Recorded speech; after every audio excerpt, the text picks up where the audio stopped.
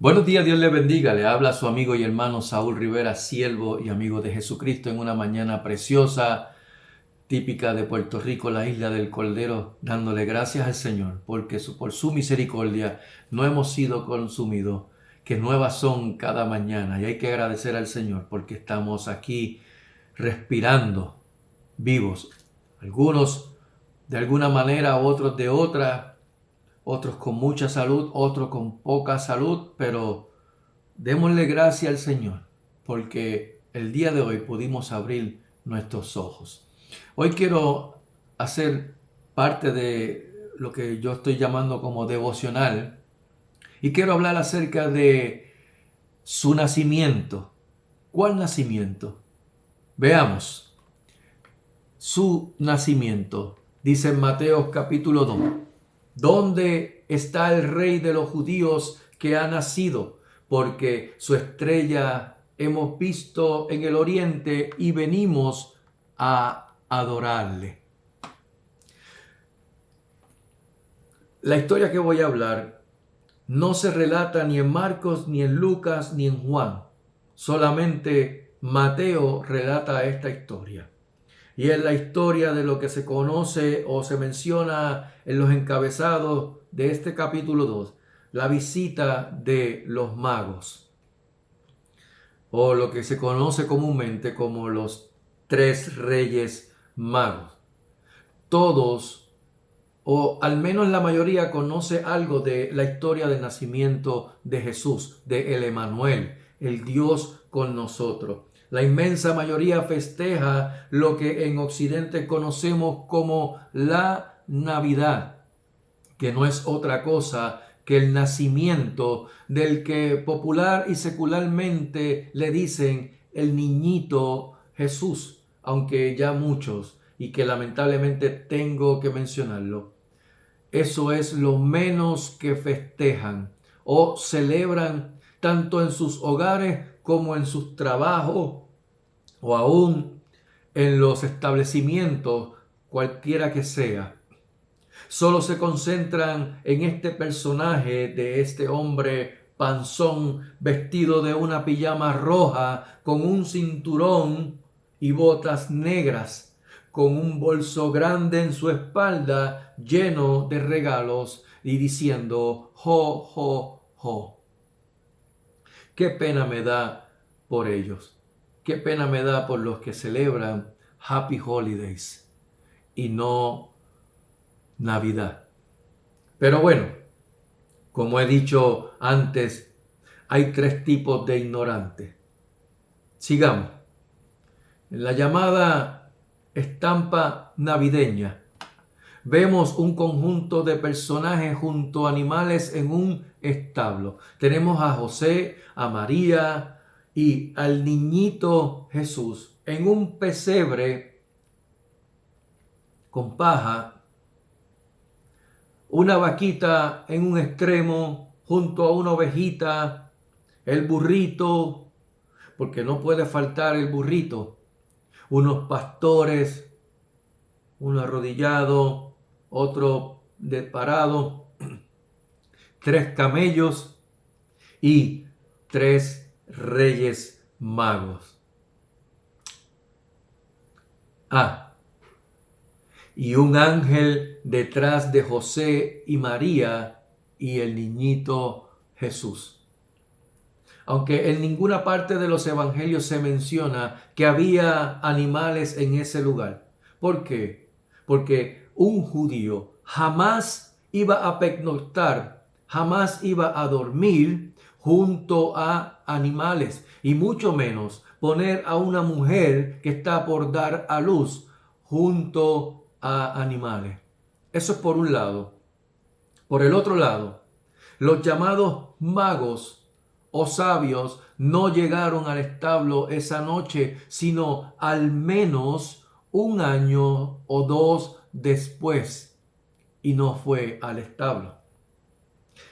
Pero los artistas reagruparon a todos los personajes para crear como un arte esa estampa navideña. En otras palabras, cuando vemos un nacimiento navideño o vemos esta estampa navideña, estamos viendo la historia del nacimiento de Jesús hasta los 2 años aproximadamente. Ahora bien, hablemos un poco de la historia antes de la historia. ¿Sabe por qué? Porque el futuro es historia para Dios. El nacimiento de Jesús, su nacimiento, había sido profetizado aproximadamente como unos 700 años antes, pero sin decir cuándo sería ese evento salvador del pueblo hebreo, ni siquiera dar un aproximado. Dice la Escritura, por tanto el Señor mismo os dará señal. He aquí que la Virgen concebirá y dará a luz un hijo y llamará su nombre Emmanuel. Isaías 7:14.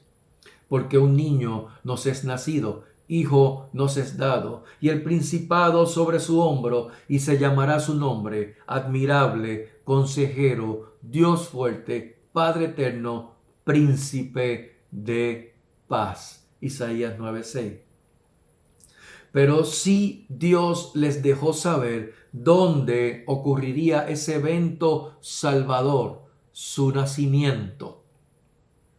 Pero tú, Belén Efrata, pequeña para estar entre las familias de Judá, de ti me saldrá el que será Señor en Israel, y sus salidas son desde el principio, desde los días de la eternidad. Miqueas 5:2.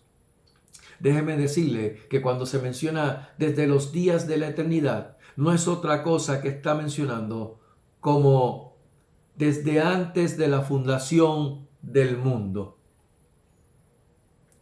El profeta Miqueas fue contemporáneo con Isaías, otro profeta también dado por Dios. Por un lado, Isaías era profeta sobre Judá, mientras que Miqueas lo fue de Israel.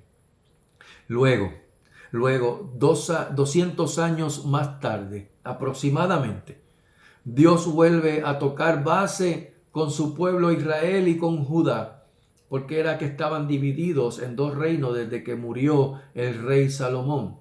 Pero esta vez dando una pista de cuándo sería ese evento salvador, revelándolo por medio de su siervo Daniel. Sabe pues y entiende que desde la salida de la orden para restaurar y edificar a Jerusalén hasta el Mesías príncipe habrá 7 semanas y 72 semanas. Se volverá a edificar la plaza y el muro en tiempos angustiosos. Daniel 9:25. No voy a tocar el tema de lo que se conoce como las 70 semanas de Daniel, o como se le ha dado ese título. Simplemente cito el detalle de lo que Dios le reveló a Daniel, de cuándo sería que el pueblo de Dios recibiría al Mesías príncipe, a Jesús, aunque no lo recibieron, como dice en Juan 1:11.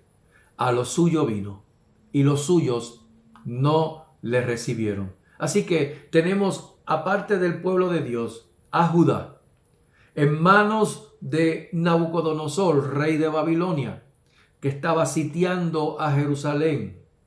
Babilonia se encontraba en lo que se conocía como la Baja Mesopotamia, lo que hoy se conoce como Irak, cerca de la ciudad de Hila, que es como se le llama actualmente a esa ciudad.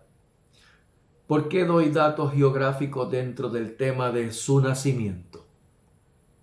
Si observamos por un momento, podremos ver que Irak queda al oriente de Israel, por lo que Babilonia estaba al oriente de Jerusalén, en el reino de Judá, lo que se comprende hoy como Israel. ¿Hacia dónde nos dirigimos con todo eso? Regresemos a la historia relatada por Mateo en el Evangelio según Mateo, en el capítulo 2, cuando dice: cuando Jesús nació en Belén de Judea, en días del rey Herodes, vinieron del oriente a Jerusalén unos magos. Sé que en la tradición cultural navideña tenemos a los 3 reyes magos. El hecho está en que mientras en algunas traducciones de la Biblia se le llama magos, en otras versiones como la Biblia textual y la Pechita se llaman sabios, y en otras versiones tenemos la palabra astrónomos. El asunto está en cuál palabra sería o será la más apropiada para poder describir a estos personajes tan misteriosos. Yo me inclino, y ese soy yo me inclino más por la palabra sabios o astrónomos. ¿Por qué? Aquí viene lo interesante. Estos señores, que la tradición los llama los 3 reyes magos, y hasta han sido tan creativos los artistas como para ponerle nombres a estos 3 caballeros: Gaspar, Melchor y Baltasar. Dice la escritura en Mateo que vinieron del oriente, pero más interesante está el hecho de que ellos, sin entrar por ahora en ese detalle de si fueron 3 o no, conocían las escrituras. De hecho, no solo conocían las escrituras, sino las profecías mismas de un rey, señor y salvador, el Mesías, príncipe. ¿Dónde escucharon y aprendieron dicha profecía? ¿De dónde provino?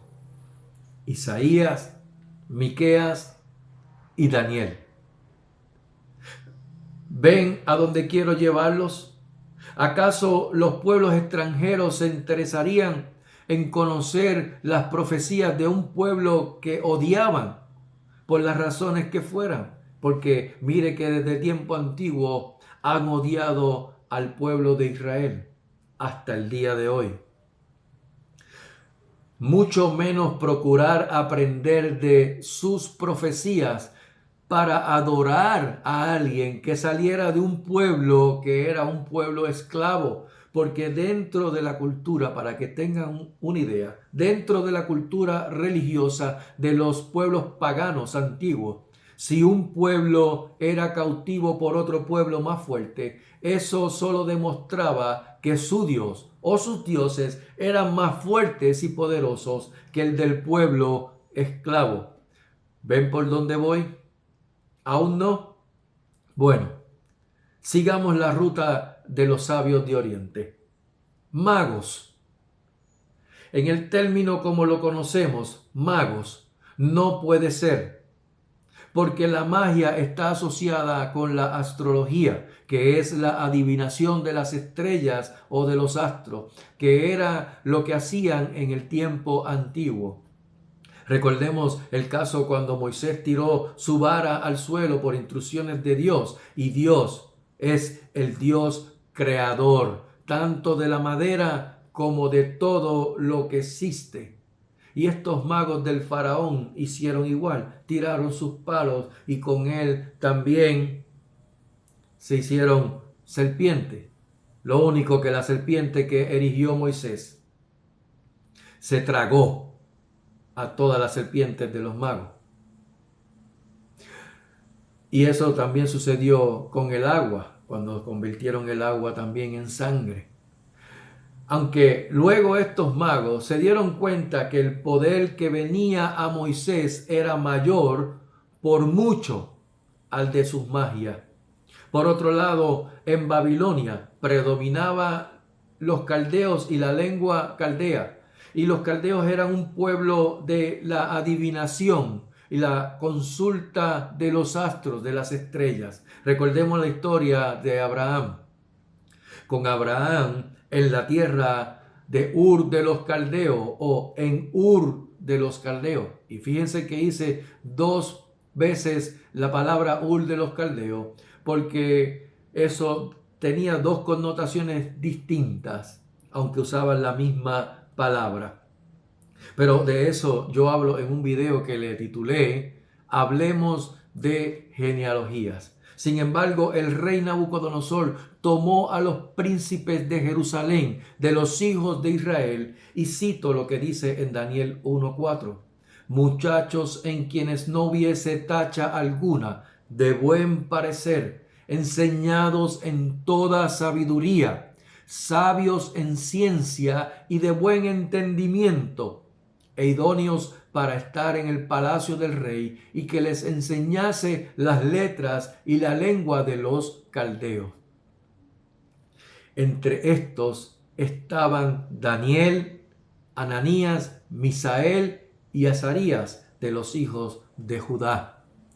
Y era costumbre de los pueblos caldeos de Babilonia cambiarle los nombres para cambiarle así también su modo de pensar, para que no conociesen más sus lenguas originales o sus lenguas natales, sino que conocieran la lengua de los caldeos. ¿Ven por dónde voy? ¿Aún no? Bueno, sigamos la ruta de los sabios de Oriente. Aunque la tradición navideña muestra a tres como los famosos tres reyes magos, y en el ambiente de mercadeo, acá, actual, existe la política de la repetición como aprendizaje, tan solo para mercadear algún producto o algún servicio. Y así, de esa manera, eliminar la competencia. Me recuerda el anuncio ese que se daba aquí en Puerto Rico que decía acerca de un número de teléfono para que se lo recordaran, y al día de hoy todo el mundo lo conoce y se acuerda de él tan solo con decir la palabra 755-5555, 755-5555. Ese anuncio nadie se olvidó de él, y así mercadeaban ese producto y ese servicio. La verdad es que en la Biblia, en las Escrituras, no menciona por ningún lado que fueron tres personas las que se presentaron, aunque sí fueron tres los presentes que trajeron. No quiero ser un aguafiesta con lo que estoy diciendo, sino más bien llevar al máximo lo que ocurrió allí en ese establo y posteriormente a la casa donde se encontraba José, María y el niño, o como la tradición lo conoce, el niñito Jesús. Sin abundar en esta parte o en esa parte del lugar, solo les voy a decir que estos sabios de Oriente no llegaron hasta el establo a ver al recién nacido, como fue con los pastores, o con el caso de los pastores que vieron al recién nacido en el establo, sino fueron a una casa, y no a un recién nacido, sino a un niño. ¿Qué le trajeron? ¿Qué traían consigo estos sabios de Oriente? Número 1, oro. Oro porque mía es la plata y mío es el oro, dice Jehová de los ejércitos. Ageo 2:8. Número 2, incienso. Incienso porque hay un solo Dios y un solo mediador entre Dios y los hombres, Jesucristo hombre, el cual se dio a sí mismo en rescate por todos, de lo cual se dio testimonio a su debido tiempo. Primera de Timoteo 2, 5 y 6. No hay mediadores, no hay mediadora, no hay mediadoras, no es Santa María, no es Santa Carmen, no es Santa Bárbara, no es San Pedro, no es Santo Tomás. Solo un mediador entre Dios y los hombres, Jesucristo. Y número 3, mirra. Mirra porque anunciaban su sufrimiento, muerte y sepultura. Dice la Escritura: y le dieron a beber vino mezclado con mirra, mas él no lo tomó. Marcos 15:23. También Nicodemo, el que antes había visitado a Jesús de noche, vino trayendo un compuesto de mirra y de aloes, como 100 libras. Juan 19:39. La mirra estaba pronunciando el sufrimiento, la muerte y la sepultura de ese Mesías príncipe. Y no fueron 3 cajitas con estos presentes, como se presentan en las estampas navideñas. No. Ellos venían a adorar al rey de los judíos que nació. Y cuando se iba a ver a algún rey, los presentes que se llevaban eran en gran cantidad, por demasiado. Cuando la reina de Sabá fue a ver al rey Salomón para ver su sabiduría y lo que hablaban de él, dice la Escritura en 1 de Reyes capítulo 10 y en 2 de Crónicas capítulo 9, que con ella trajo un séquito muy grande con camellos cargados de especies aromáticas y oro en abundancia y piedras preciosas. Un séquito grande, muy grande, para ver a un rey. Por lo que cuando se iba a visitar a un rey, no venían en Puerto Rico se dice macetería o tacañería, no venían con eso, sino con presentes en abundancia. Su nacimiento fue el cumplimiento de la promesa de Dios, promesa que fue profetizada por los profetas de Dios cientos de años atrás, pero establecida por Dios mismo desde antes de la fundación del mundo. Porque de tal manera amó Dios al mundo, que ha dado a su Hijo unigénito, para que todo aquel que en él cree no se pierda, mas tenga vida eterna. Porque no envió Dios a su Hijo al mundo para condenar al mundo, sino para que el mundo sea salvo por él. El que en él cree no es condenado, pero el que no cree ha sido ya condenado porque no ha creído en el nombre del unigénito Hijo de Dios. Juan 3, 16 al 18. Querido amigo y querida amiga, querida iglesia, procura que en esta Navidad su nacimiento sea para que creas en Él y le creas a Él, como dice la Escritura, y no según tu opinión o tus convicciones o según la tradición cultural de cada pueblo. No, para que seas salvo por Él y no seas condenado por tu incredulidad. Porque escrito está: si escuchaste hoy su voz, no endurezcas tu corazón, por favor. Te lo suplico. Si escuchaste hoy su voz, no endurezcas tu corazón. Que Jehová les bendiga y les guarde. Que Jehová haga resplandecer su rostro sobre ustedes y tenga de ustedes misericordia. Que Jehová alce sobre ustedes su rostro y ponga en ustedes paz. Que tengan una excelente mañana, tarde o noche, cuando puedan ver este video. Pero que sobre todas las cosas, nuestro Señor Jesucristo añada gracia sobre gracia a su vida. Que el Señor les bendiga. Amén.